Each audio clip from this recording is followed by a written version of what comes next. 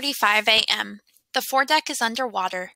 The fossils head almost awash. The great stern is lifted high toward the bright stars, and the band plays. Mr. and Mrs. Harris approach a lifeboat arm in arm. Officer, ladies first, please.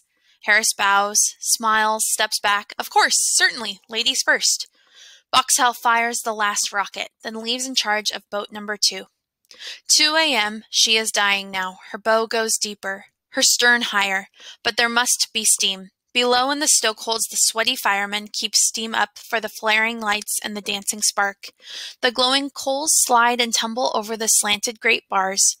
The sea pounds behind that yielding bulkhead, but the spark dances on. The Asian hears Phillips try the new signal, SOS. Boat number 4 has left now. Boat D leaves 10 minutes later. Jacques Futrelle clasps his wife. For God's sake, go! It's your last chance, go! Madame Futrelle is half forced into the boat. It clears the side. There are about 660 people in the boats and 1,500 still on the sinking Titanic. On top of the officers' quarters, men work frantically to get the 2 collapsibles stowed there over the side. Water is over the forward part of a deck now. It surges up the companionways toward the boat deck. In the radio shack, Bride has slipped a coat and life jacket about Phillips as the first operator sits hunched over his key, still sending, 41 to 46 north, 50 to 14 west, CQD, CQD, SOS, SOS. The captain's tired white face appears at the radio room door. Men, you have done your full duty. You can do no more. Now it's every man for himself. The captain disappears back to his sinking bridge, where Painter, his personal steward, stands quietly waiting for orders. The spark dances on. Bride turns his back and goes into the inner cabin. As he does so, a stoker, grimed with coal, mad with fear, steals into the shack and reaches for the life jacket on Phillips's back. Bride wheels about and brains him with a wrench. 2:10 a.m. Below decks, the steam is still holding, though. The pressure is falling rapidly. In the gymnasium on the boat deck, the athletic instructor watches quietly as 2 gentlemen ride the bicycles, and another swings casually at the punching bag. Mail clerks stagger up the boat deck stairways, dragging soaked mail sacks. The spark still dances, the band still plays, but not ragtime. Nearer, my God, to thee, nearer to thee. A few men take up the refrain, others kneel on the slanting decks to pray. Many run and scramble aft, where hundreds are clinging above the silent screws on the great, up-tilted stern. The spark still dances and the lights still flare. The engineers are on the job. The hymn comes to its close. Bandmaster Hartley, Yorkshireman violinist, taps his bow against a bulkhead, calls for autumn as the water curls about his feet, and the 8 musicians brace themselves against the ship's slant. People are leaping from the decks into the nearby water, the icy water. A woman cries, "Oh, save me, save me!" A man answers, "Good lady, save yourself. Only God can save you now." The band plays Autumn. God of mercy and compassion, look with pity on my pain. The water creeps over the bridge where the Titanic's master stands. Heavily he steps out to meet it. 2:17 a.m. CQ! The Virginian hears a ragged, blurred CQ, then an abrupt stop. The blue spark dances no more. The light flickers out. The engineers have lost their battle. 2:18 a.m. Men run about blackened decks, leap into the night, are swept into the sea by the curling wave that licks up the Titanic's length. Lightoller does not leave the ship. The ship leaves him. There are hundreds like him, but only a few who live to tell of it. The funnels still swim above the water, but the ship is climbing to the perpendicular. The bridge is under, and most of the foremast, the great stern rises like a squat leviathan. Men swim away from the sinking ship, others drop from the stern. The band plays in the darkness, the water lapping upward. Hold me up in mighty waters, keep my eyes on things above. Righteousness, divine atonement, peace, and everlasting. The forward funnel snaps and crashes into the sea. Its steel tons hammer out of existence, swimmers struggling in the freezing water. Streams of sparks of smoke and steam burst from the after funnels. The ship upends to 50 to 60 degrees. Down in the black abyss of the stokeholds, of the engine room where the dynamos have whirred at long last to a stop, the stokers and the engineers are reeling against the hot metal, the rising water clutching at their knees. The boilers, the engine cylinders, rip from the bed plates, crash through bulkheads, rumble, steel against steel. The Titanic stands on end, poised briefly for the plunge. Slowly she slides to her grave, slowly at first and then more quickly, quickly, quickly. 2:20 a.m. The greatest ship in the world has sunk. From the calm, dark waters where the floating lifeboats move, there goes up, in the white wake of her passing, one long, continuous moan. Part 3. The boats that the Titanic had launched pulled safely away from the slight suction of the sinking ship, pulled away from the screams that came from the lips of the freezing men and women in the water. The boats were poorly manned and badly equipped, and they had been unevenly loaded. Some carried so few seamen that women bent to the oars. Mrs. Astor tugged at one oar handle. The Countess of Roths took a tiller. Shivering stokers in sweaty, coal-blackened singlets and light trousers steered in some boats. Stewards in white coats rowed in others. Ismay was in the last boat that left the ship from the starboard side. With Mr. Carter of Philadelphia and 2 seamen, he tugged at the oars.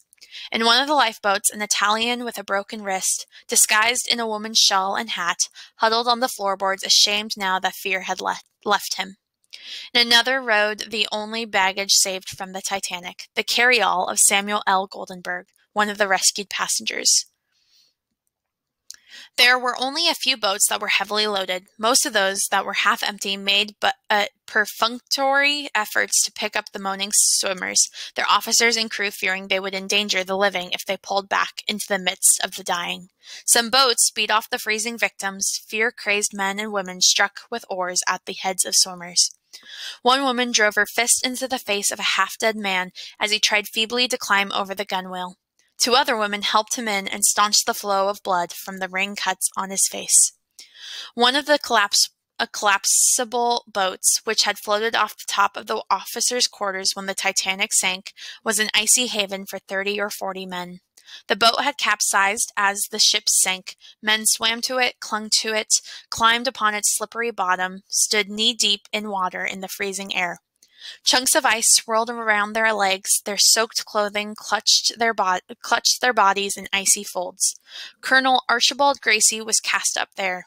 Gracie, who had leaped from the stern as the Titanic sank, young Thayer, who had seen his father die, Lightoller, who had twice been sucked down with the ship and twice blown to the surface by a belch of air, Bride, the second operator, and Phillips, the first. There were many stokers, half naked. It was a shivering company.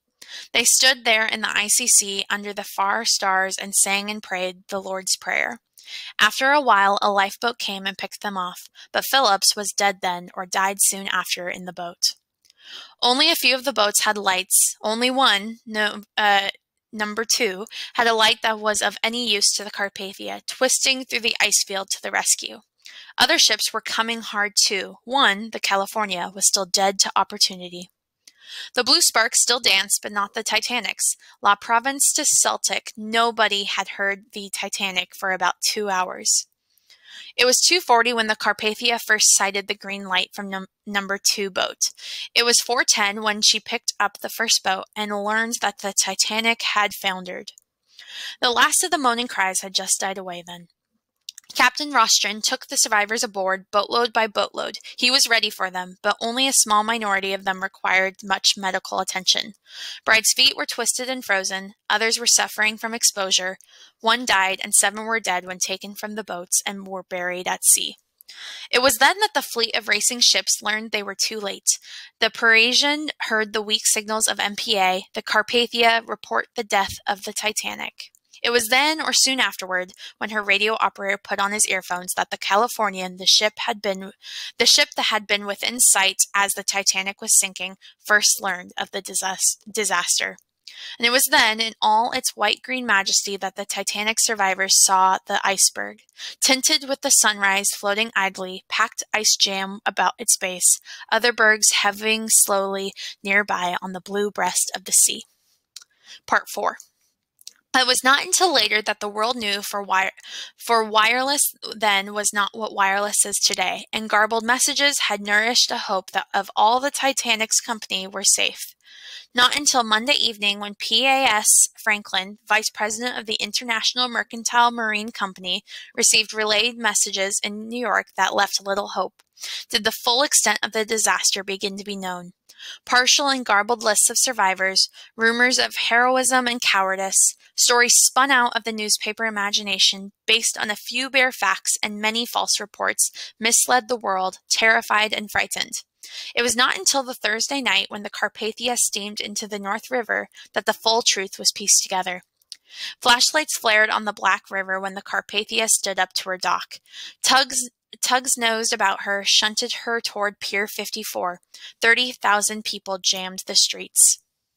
Ambulances and stretchers stood on the pier. Coroners and physicians waited. In midstream, the Cunarder dropped over the Titanic's lifeboats. Then she headed toward the dock. Beneath the customs letters on the pier stood relatives of the 711 survivors. The 711 survivors, relatives of the missing, hoping against hope. The Carpathia cast her lines ashore. Stevedores looped them over bollards. The dense throng stood quiet at the first survivor stepped down the gangway. The woman, half staggered, led by customs guards beneath her letter. A low wailing moan came from the crowd, fell, grew in volume, and dropped again. Thus ended the maiden voyage of the Titanic. The lifeboats brought to New York by the Carpathia, a few deck chairs and gratings awash in the ice field off the Grand Bank 800 miles from shore, were all that was left of the world's greatest ship. Part 5.